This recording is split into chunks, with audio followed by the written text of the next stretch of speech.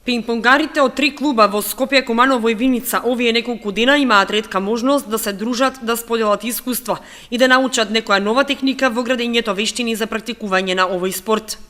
На иницијатива на клубот Винспин, Виница е домакин на првиот летен камп во пинг-понг, во кој се вклучени 15 на деца кои учат од професионалните тренери Мики Трендафиловски и Ивица Гласновиќ. Според председателот на клубот во Виница Сашко Милев, целта на овој камп е подготовка на младите ентузијасти за претстојната сезона.